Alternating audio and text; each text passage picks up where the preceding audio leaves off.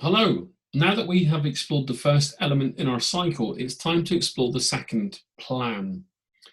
When I was a young and inexperienced teacher, I spent hours and hours planning lessons, and I suspect that's the same for you. But it's a shame 25 years later to still see forced lesson plan templates or detailed lesson plans required for lesson observations in particular. Schools I worked in would insist that teachers write these lessons out in detail and then submit them to the observers 1 week in advance. As a newly qualified teacher, this was expected for every lesson on initial teacher training. I've also heard of primary schools having to complete weekly overviews and then being asked to submit these ahead of each week of teaching.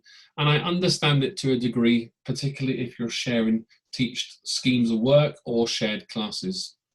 But can you believe some schools still ask their teachers to do this in great depth? It's like asking all drivers to resit their theory test every time they jump into a car. It's worthy knowledge, but we know drivers generally get better with road practice, and theory is useless without the practice.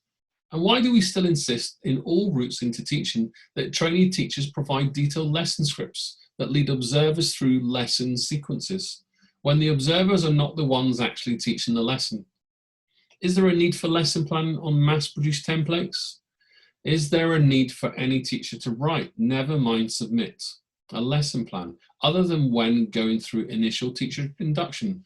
All these questions, so many different possibilities, but it's a crazy mindset we have in our profession that it has to be written down for someone else.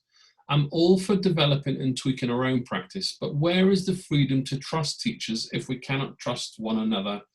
And how can we genuinely help reduce our workload as we develop a repertoire and gain more experience?